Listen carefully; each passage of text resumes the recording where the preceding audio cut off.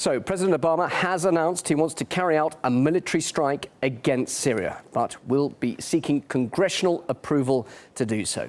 RT's Marina Portnar is joining us live now with more on this statement. So Marina, in effect, this is a declaration of war on Syria? It certainly is, but it seems as though U.S. President Barack Obama is taking a few steps back. Up until the speech he just delivered, many were assuming that that he would launch a military strike into Syria within the next day or two. What he said when he stepped up to the podium is that he will seek congressional approval. He will seek a vote from Congress. He says although he believes that he has the authority, the legal authority, to launch a strike without going through Congress, he believes this is a matter that should be debated. He also says that he feels very comfortable launching a military strike against Syria without approval from the United Nations Security Council. Now, that approval is needed according to international law, according to the UN Charter. But that is something that President Obama feels that he is comfortable bypassing. But when it comes to a strike against Syria, he has made it very clear that it will happen. It may happen in a week, it may happen in a month, but it will happen. Have decided that the United States should take military action against Syrian regime targets. This would not be an open-ended intervention. We would not put boots on the ground. Instead, our action would be designed to be limited in duration and scope. President Obama said that the United States needs to send a message to the world that it stands by the words that it speaks. Now, he's referring to his own words, the words that he used a little over a year ago, where he said that chemical weapon use in Syria would be that red line. So in essence, what many experts say is that the President of the United States cannot be caught bluffing. He said it was a red line. He believes that the Syrian government used chemical weapons, and sooner or later, the President of the United States will take military action, as he just said, against Syria. At this point, he is now heeding to the requests from the majority of Americans that they want this to go the proper legal course, go through Congress, have there be a vote. Now, if the vote does not turn out in President Obama's favor, like it didn't turn out in the favor of the Prime Minister of Britain, maybe President Obama will still act anyway, because he did make it clear that a strike will happen sooner or later.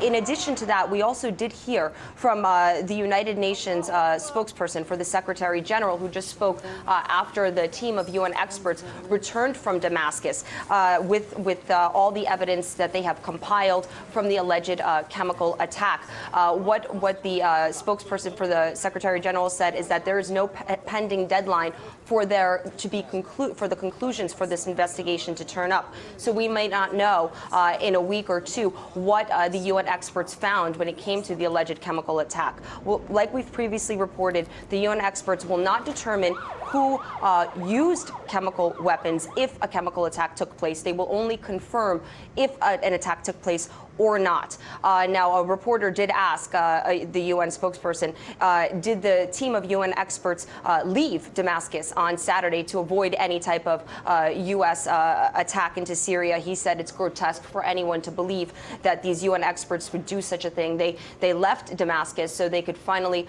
go back to their labs and assess all the evidence. They've compiled all the toxic material or alleged toxic material, or the samples from the soil, the testimony they've received, and they will report back to the Security Council whenever they find their conclusion. Now, the Secretary General of the United Nations is asking the international community to not take any action until the conclusion from the UN experts comes back to the international community. That's also a request that Russia has made and many other countries have made. At this point, according to U.S. President Barack Obama's most recent statements, the military actions taken by the United States will not be imminent. They will wait until these actions will take place after Congress votes on any move for the U.S. to take on Syria. So it seems as though there is a bit of a delay in President Obama's plan to take action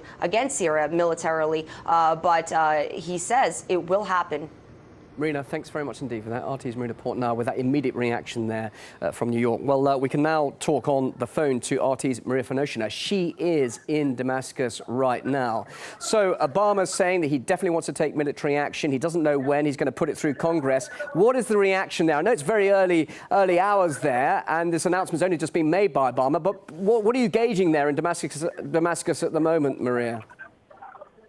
Good evening, Bill. I have to say that we've just been hearing Obama's speech from White House with a group of Syrian citizens. And if at the beginning I noticed that people seemed a little bit nervous and tense, of course, what I saw at the end of Obama's speech in people's eyes was kind of a relief, because obviously what Obama was saying, that he will seek authorization from Congress for taking military action against Syria, although he has said that he thinks that this would be a right thing to do, a military response to what is going on in Syria.